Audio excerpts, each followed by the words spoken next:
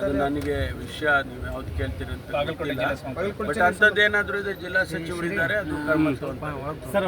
ಮೀಸಲಾತಿ ವಿಚಾರದ ಜಾತಿಗಣತಿ ವಿಚಾರವಾಗಿ ಪ್ರಹ್ಲಾದ್ ಹೇಳಿದ್ರು ಕಾಂಗ್ರೆಸ್ ಕೇವಲ ಮತ ಬ್ಯಾಂಕಿಗಾಗಿ ಇದನ್ನ ಸಮೀಕ್ಷೆ ಮಾಡ್ಕೊಂತಾರೆ. ಮೀಸಲಾತಿಯ ವಿರೋಧಿ ಅವರು, ಮೀಸಲಾತಿ ವಿರೋಧಿ ಅದಾರ ಅವರು, ಮಂಡಲ ಆಯೋಗವನ್ನು ವಿರೋಧಿಸಿದವರು. ಹೀಗೆ ಮತ ಬ್ಯಾಂಕಿಗಾಗಿ ಇದೊಂದು ಅಂತಂದು ಹೇಳಕಂತಾರೆ. ನಾವು ಮೀಸಲಾತಿಗೆ ವಿರೋಧಿ ಅಲ್ಲ.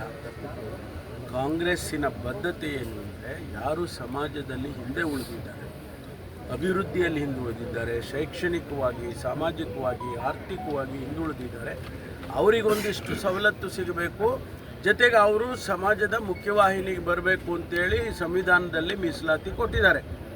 ಈಗ ಸಬ್ಸಿಕ್ವೆಂಟ್ಲಿ ಬೇರೆ ಬೇರೆ ಸಮುದಾಯಗಳಲ್ಲೂ ಕೂಡ ಏನು SC/STಗೆ ಕೊಟ್ಟಂಥ ಸಂವಿಧಾನಾತ್ಮಕವಾದ ಮೀಸಲಾತಿ ಅದನ್ನು ಬೇರೆ ಬೇರೆ ಸಮುದಾಯದ ಬಡವರಿಗೂ ಕೂಡ ಕೊಡಬೇಕು ಅಂತ ಮೀಸಲಾತಿ ಮಾತಾಡ್ತೀವಿ.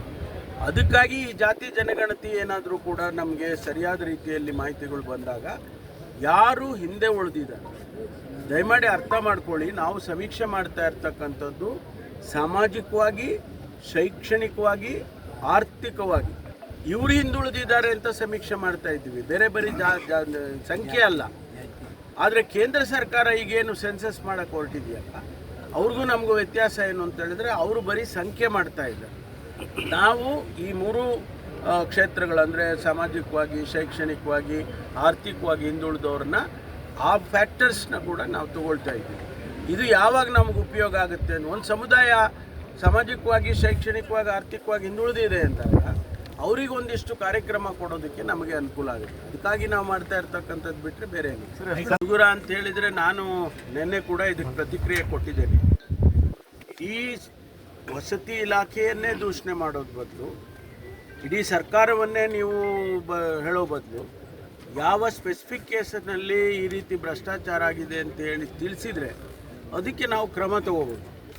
ನಾನು ಮುಂದುವರೆದು ಹೇಳಿದೆ, ಒಂದು ವೇಳೆ ಪೊಲೀಸ್ ಇಲಾಖೆಗೆ ನೀವು ಕಂಪ್ಲೇಂಟ್ ಕೊಟ್ಟರು ಕೂಡ ನಾವು ಅದನ್ನು FIR ಮಾಡಿ ತನಿಖೆಯನ್ನು ಮಾಡ್ತೇವೆ ಅಂತಕ್ಕಂಥ ಮಾತನ್ನು ಹೇಳಿದೆ. ನಾವು ಇಡೀ ಸರ್ಕಾರವನ್ನೇ ಆ ರೀತಿ ಹೇಳೋದು ತಪ್ಪು ಅಂತ ಕೂಡ ಹೇಳಿದ್ವಿ.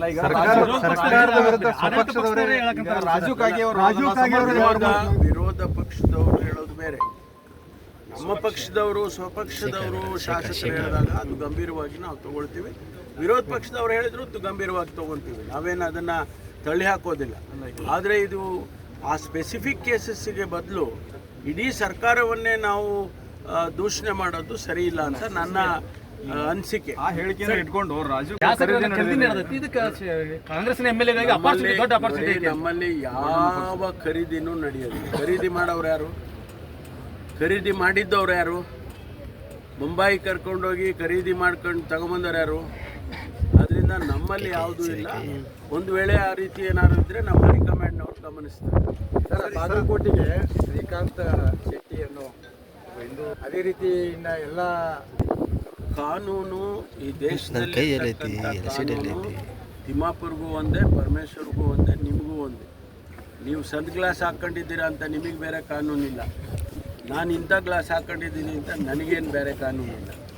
ಆದ್ದರಿಂದ ಆ ಕಾನೂನಿನ ಚೌಕಟ್ಟಿನಲ್ಲಿ ಅವರಿದ್ದರೆ ಯಾವ ತೊಂದರೆನೂ ಇಲ್ಲ. ಅವರು ಕಾನೂನು ಮೀರಿ ಹೋದಾಗ ಇಂಥದ್ದೆಲ್ಲ ಘಟನೆ ಆಗುತ್ತೆ, ಅದನ್ನು ನಮ್ಮ ಇಲಾಖೆಯವರು ಗಮನಿಸ್ತಾರೆ, FIR ಮಾಡ್ತಾರೆ, ಅವರಿಗೆ ಕಾನೂನು ಪ್ರಕಾರ ಕ್ರಮ ತಗೊಳ್ತಾರೆ. ಡೀಟೇಲ್ಸ್ ಅವ್ರು ಏನು ಮಾಡಿದ್ರು ಅಂತ ನಂಗೆ ಗೊತ್ತಿಲ್ಲ. ಸರ್ಕಾರದ ಉಚಿತ ಹಚ್ಚುವಂಥ ಕಾರ್ಯ ಎಲ್ಲ ನೋಡಿ, ಒಂದೊಂದು ಇಲಾಖೆ ಒಂದೊಂದು ಜಿಲ್ಲೆಯಲ್ಲೂ ಕೂಡ ಒಬ್ಬೊಬ್ಬರು SPಗಳು ಅವರಿಗೆ ತಿಳಿದಂಥ ಕೆಲಸಗಳನ್ನು ಮಾಡ್ತಿದ್ದಾರೆ. ಒಟ್ಟಾರೆ ಕ್ರೈಮ್ಗಳನ್ನು ಕಮ್ಮಿ ಮಾಡಬೇಕು ಅಂತೇಳಿ ಇಲ್ಲಿ ಏನು ನಮ್ಮ ವರಿಷ್ಠರಿದ್ದಾರೆ, ಪೊಲೀಸ್ ವರಿಷ್ಠರು, SP ಅವರೊಂದು ವಿನೂತನವಾದಂಥ ಕಾರ್ಯಕ್ರಮ, ಮನೆಗೆ ಹೋಗಿ ಅಲ್ಲೇ ಊರಲ್ಲಿ ತಂಗಬೇಕು, ಅವ್ರ ಕಷ್ಟ ಸುಖ ಕೇಳಬೇಕು ಅಂತಕ್ಕಂಥ ವಿಚಾರದಲ್ಲಿ ಅವರು ಮಾಡ್ತಾ ಇದ್ದಾರೆ. ನಾವು ಈಗಾಗಲೇ ರಾಜ್ಯದಲ್ಲಿ ಒಂದು ಹೊಸ ನೂತನ ಕಾರ್ಯಕ್ರಮವನ್ನು ಚಿಂತನೆ ಮಾಡಿದ್ದೀವಿ. ಅದ್ರ ಬಗ್ಗೆ ಚರ್ಚೆ ಆಗ್ತಾ ಇದೆ. ಸಾಧಕಾಬಾದ್ಗಳು ಏನಂದರೆ ಮನೆ ಮನೆಗೆ ಪೊಲೀಸ್, ಸ್ವಲ್ಪ ಮನೆ ಮನೆಗೂ ಪೊಲೀಸ್ನವ್ರು ಹೋಗಿ ನಿಮಗೇನಾದರೂ ತೊಂದರೆ ಇದೆಯಾ, ನಿಮ್ಮಲ್ಲಿ ಯಾವುದಾದ್ರೂ ಕೇಸ್ ಇದೆಯಾ, ಪೊಲೀಸ್ ಸ್ಟೇಷನ್ ಕಂಪ್ಲೇಂಟ್ ಇದೆಯಾ, ಅಥವಾ ಏನು ತೊಂದರೆ ಇದೆ ನಿಮಗೆ, ಏನೂ ಇಲ್ಲ ಅಂದರೆ ಅದೇನೂ ಇಲ್ಲ ಅಂತ ಬರ್ಕೊಂಡು ಮುಂದಕ್ಕೆ ಹೋಗ್ತಾರೆ.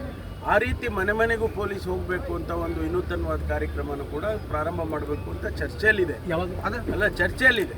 ಅದಕ್ಕೆ ಈಗ ನಮ್ಮ SP ಅವರು ಒಂದು ವಿನೂತನವಾಗಿ ಹಳ್ಳಿಗೆ ಹೋಗಿ ಅಲ್ಲೇ ತಂಗಬೇಕು, ಅಲ್ಲಿ ಎಲ್ಲ ಜನರನ್ನ ಮಾತಾಡಿಸ್ಕೊಳ್ಬೇಕು, ಏನಾದರೂ ಕಷ್ಟ ಸುಖ ಇದ್ದರೆ ಕೇಳಬೇಕು.